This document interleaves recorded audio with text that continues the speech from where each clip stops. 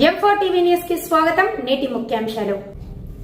M4 TV news ప్రేక్షకులకు నిజాయితీగా, నిర్భయంగా ఎప్పటికప్పుడు తాజా కబుర్లు, భక్తి గీతాలు m4tvnews.com వెబ్సైట్ యాప్లు ప్రచురితం, ప్రత్యేక ప్రసారం చేస్తుంది. వార్తలు, ప్రకటనల కోసం సంప్రదించవలసిన సెల్ ఫోన్ నెంబర్లు 9666665026 9014163335.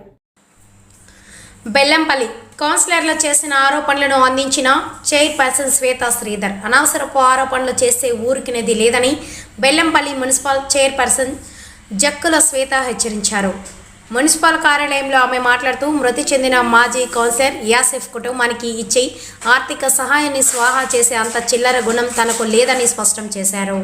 చిల్లర గుణమని నేను పేర్కొంటే నిన్న జరిగిన సమావేశంలో చిల్లర కౌన్సిలర్లు అన్నానని అనవసరపు రాద్ధాంతం చేశారని ఆరోపించారు. ఈ కార్యక్రమంలో కాంగ్రెస్ నాయకులు, ఫ్లోర్ లీడర్ బండి ప్రభాకర్, కాంగ్రెస్ నాయకులు, కౌన్సిలర్లు తదితరులు పాల్గొన్నారు.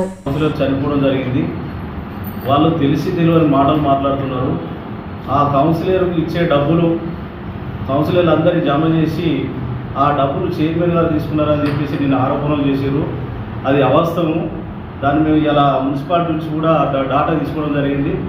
ఏదైనా ఆరోపణ చేసేటప్పుడు దాన్ని నిజాలు తెలుసుకొని మాట్లాడాలి తప్ప అనవసరంగా అందరి ముంగట గౌరవ చైర్మన్ గారిని అవమానపరిచారు. దానికి వాళ్ళు తెలుసుకొని ఇంకొకసారి ఇటువంటి తప్పులు చేయకుండా అందరిని కూడా డ్యామేజ్ చేశారు. కాబట్టి ఖచ్చితంగా ఎవరైతే వాళ్ళు ఆరోపణలు చేశారో వాళ్ళు మళ్ళా దానికి సారీ చెప్పాల్సిన పరిస్థితి ఉంటుంది.